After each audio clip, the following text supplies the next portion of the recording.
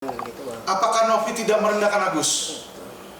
Saya tanya balik, ketika dia naikin ke media sosial, Agus nyembah-nyembah begitu, dinaikin, divideoin, apakah itu tidak mendegradasi Agus? Ya kan? Kalau kamu sudah memaafkan Agus sudah minta maaf, ya udah dong, nggak usah dipermalukan. Kan di situ. Ya, jadi maksud saya gini loh, ya jangan kamu mau diperlakukan orang dengan hormat, tapi Anda memperlakukan orang seperti sampah. Ya, saya hanya akan memperlakukan mereka sebagaimana mereka memperlakukan klien saya, sama aja. Jadi kalau dia perang pakai pisau, saya pakai pisau. Oh, ya, kata setiap abang tuh kayak merugikan dia gitu. Nah itu gimana tuh, kayak merugikan, kayak mencemarkan nama baik dari pihak Novi juga. Sampai gitu. anaknya juga dibully. Dan anaknya juga akhirnya ada jadi bilang bulian gitulah di. Ya dia jelek-jelekin saya, emang anak saya nggak dibully. Terus dia doang yang rugi.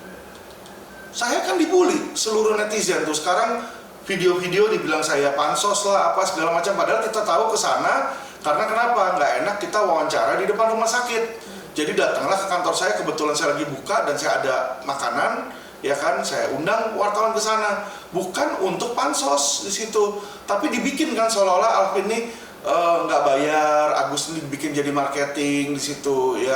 Jadi padahal teman-teman media yang hadir di sana kan tahu. Bukan itu, saya nggak ada rencana awal ke sana tuh nggak ada. Tetapi karena kita diusir di rumah sakit Suci itu nggak boleh teriak-teriak banyak berisik-berisik buat wawancara. Makanya saya bilang, ini kan PIK dekat, di sana kantor saya di sana aja. Sekalian teman-teman yang belum makan, belum minum bisa buka puasa atau bisa makan, bisa minum. Saya bilang kan. Jadi teman-teman bisa melihat bagaimana itikat baik saya itu pun dipelintir, teman-teman. Dan bagaimana dengan saya dipelintir, saya dibully, bukan cuma saya dibully, istri saya dibully, anak saya dibully. Anak saya juga hal yang sama, ya kan? Jadi kalau dia marah, anaknya dia dibully, lah hal yang sama kok, saya juga begitu. Kalau Anda tidak mau pakai medsos, jangan pakai medsos untuk serang orang lain. Kalau Anda serang saya dengan medsos, saya juga akan menanyakan Anda dengan medsos. Simple kok. Bang, tapi dari Densus sendiri juga sebenarnya agak menyayangkan ya, terkait Novi juga memparodikan videonya dengan yang lainnya yang melaporkan itu, maksudnya malah nambah memperkeruh gitu. Betul. Nah, mungkin gimana kan? Ya itu yang saya bilang, Pak. Jadi video YOLO itu kan datang terlebih dahulu ya, saya ini mensomasi karena ada konten, bener nggak? Bener. Nah, ketika ada konten itu saya somasi, barulah di sana saya berbicara keras. Jadi sebenarnya nggak akan ada sebab tanpa akibat. Maksud saya adalah ya, kalau Novi tidak membuat konten-konten seperti itu, saya juga nggak ada kerjaan.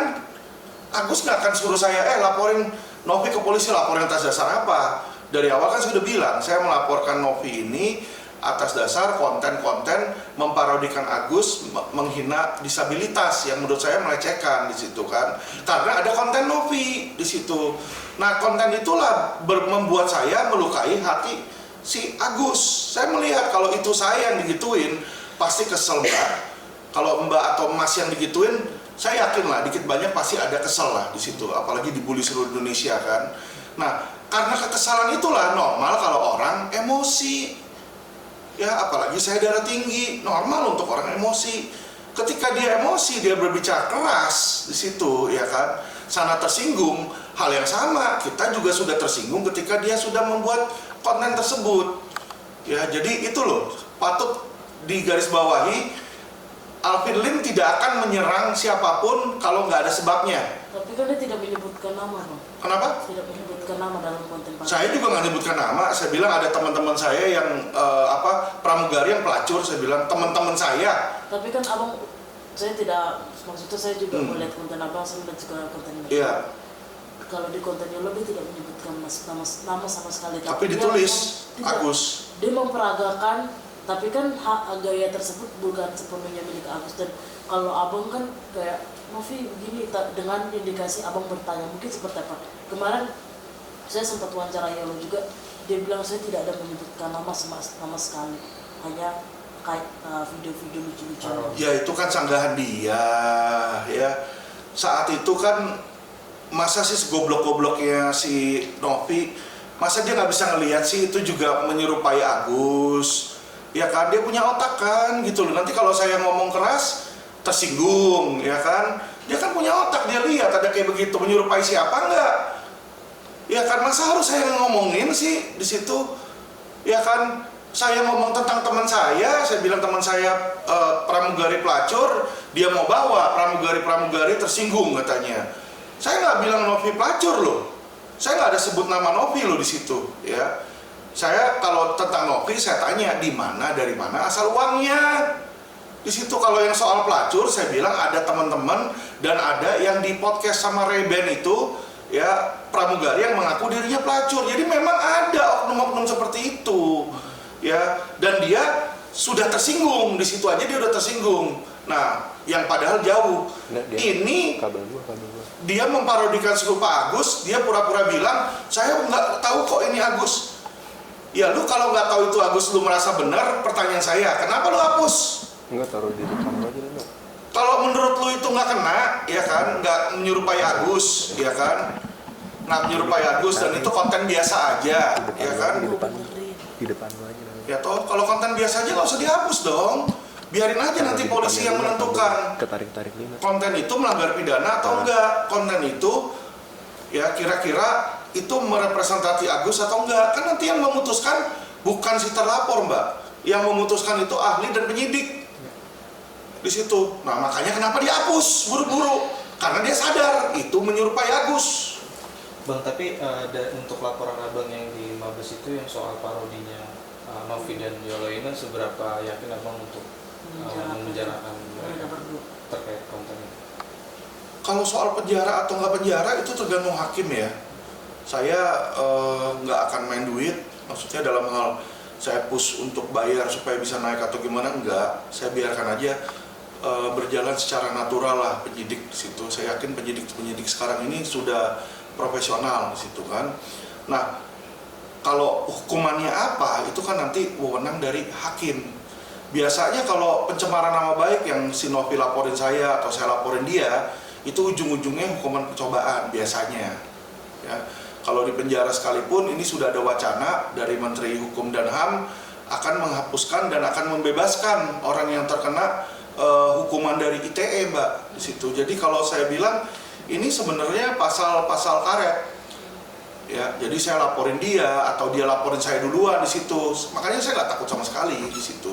Pasal karet kalau menurut saya lah. Akan menyiapkan ahli juga nggak dari pihak Bang Alvin? Oh iya tentu. Dan kalau pihak sebelah ahli bahasa dan ahli hukum pidana. Sebelum ahli nanti saya akan minta gelar perkara. Jadi kalau digelar perkara, Mabes atau penyidik bilang bahwa ini nggak memenuhi unsur, udah ditutup itu di SP3. Ahli yang apa siapa? Jadi nggak perlu ahli dulu. Ahli yang mungkin jika diperlukan. Udah pasti 3 macam ahli ITE, ahli pidana, dan ahli bahasa, itu udah pasti. Tapi kalau untuk terkait laporannya Novi ke abang itu mungkin gimana menurut abang? Biasa aja, Bang. Saya udah bilang, Bang, laporan ITE saya tuh udah 200 lebih. Novi itu baru lapor. Jaksa dan yang lain-lain, ada jaksa, ada polisi, ada OSO. OSO waktu itu laporin saya, ada Pandana Baban laporin saya. Itu laporan mereka ada yang bahkan sudah jadi tersangka saya, Mas. Udah tersangka itu kan berarti dia tinggal kirim ke kejaksaan, sidang kan. Itu aja setahun tidak jalan, karena kenapa? Di P19 nggak bisa memenuhi unsur ya, apalagi Novi yang kayak begini. Ya aduh, udah saya bilang Novi punya ini tidak memenuhi unsur karena beberapa hal. Pertama adalah saya adalah advokat yang sedang menjalankan tugas. Saya berbicara sebagai kuasa hukum, menanyakan. Ya dong, saya kan ini kan persetujuan antara Novi sama Agus. Jadi saya punya hak untuk bertanya kepada Novi. Mau itu bertanya di pengadilan, mau bertanya di media, bertanya dimanapun saya boleh di situ. Ya, itu pasal 17 ya. Jadi itu ketika saya menjalankan tugas, saya punya surat kuasa resmi, saya punya imunitas berdasarkan pasal 16 ya. Jadi kalau saya lihat di situ jauh. Satu, imunitas itu ada. Ketiga adalah saya berbicara itu di media ya. Quotient TV bukan milik saya. Jadi dia bilang Quotient TV itu Alvin. Mana ada? Alvin Lim. Quotient TV ya. Quotient TV itu ada aktenya, Bos. Ada aktenya. Ada PT-nya.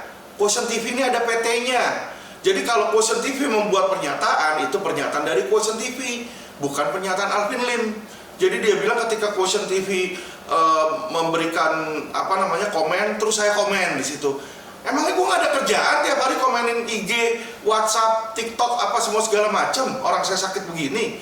Anda lihat IG saya contohnya, ada tulisannya run by admin. Awal admin balas-balasin. Terus saya bilang sama admin, udah gak usah dibalasin, blok aja komennya. Kenapa? Orang nyampa ngapain? Saya bilang udah blok aja, gak usah dibales kayak begitu. Ya, jadi teman-teman harus melihat dan harus membedakan mana yang saya transmisikan, mana yang tidak. Ya, sekali lagi LP-nya mereka adalah LP ITE. LP ITE itu bukan yang berbicara yang kena mas, tetapi yang mentransmisikannya. Ya, jadi ini loh mereka ini nggak ngerti hukum.